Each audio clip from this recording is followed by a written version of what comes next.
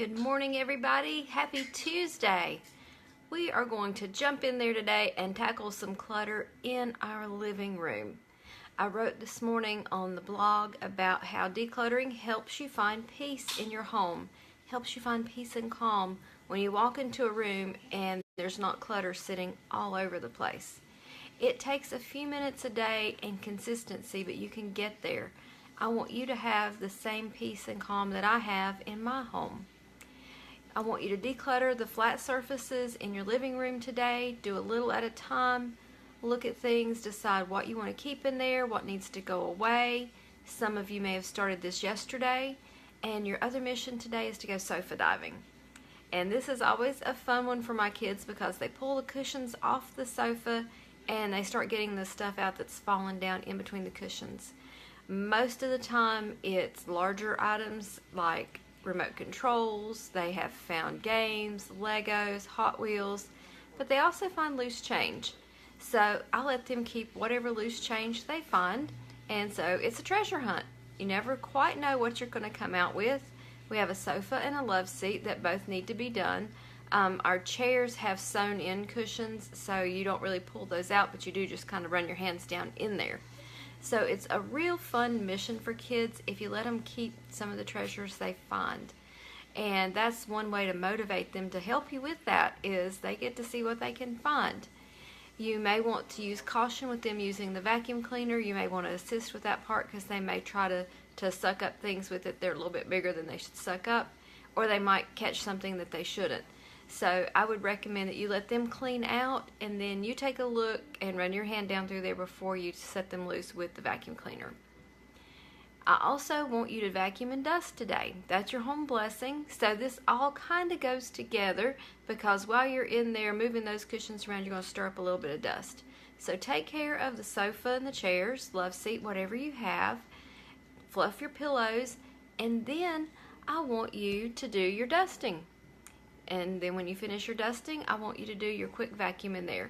Just hit those high traffic areas. I don't want you to move furniture today. We're going to do that later in the week. But today, for your home blessing, just hit those high traffic areas. You may have a hallway. You may want to hit the bedrooms and just do a quick one in the living room. But this is your day to do some nice detail cleaning in that zone to make it look wonderful.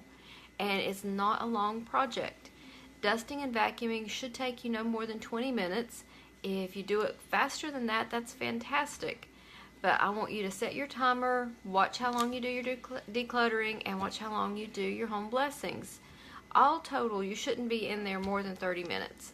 So kind of use that as a guideline. If it takes a little longer to do one thing than the other, that's okay. But stay within that 30 minutes. And I think you'll see a big difference in your living room when you're done with that. Tonight's dinner is going to be spaghetti for the boys, and I'm going to have sweet potatoes and salad for me. I've been eating my spinach every day since March, and I really do feel better. So if you've not been eating those dark leafy greens, this is a great time of year as lettuce is coming in the gardens. You can get some broccoli, some asparagus, and really bump up those dark green leafy vegetables because they're really good for you, and you can encourage your kids to eat them too. So let me know down here in the comments, do you have a problem area in the house that you want to focus on this week? I shared a little bit in the blog how we're still kind of in transition with our son who's married, moving out his stuff. We still have a few things of his. Another child's moving into his bedroom, so we're moving furniture around up there. So every day there's a little bit of movement to work toward getting all that situated. And sometimes there's things that sit in an area for a little while, and it's okay. It doesn't spend a long time there, but it's like a puzzle. So we may pull some things out of the room, do some furniture moving, and then put some things back. So there's always a plan in motion for me when we do big projects, but I still try to keep them short and sweet. Good morning, Lori. Thanks for joining me. So just pop me a little question down here in the comments if you have a question, or let me know how you're doing if you're struggling in an area. It really helps me to know what things you're struggling with because it helps me know what to talk about more, what to write about on the blog, and it makes me feel connected to you guys. And I don't want you to feel like I have it all together and everything's perfect. My house is still a work in progress with 6 people in and out all the time, and I just stay consistent.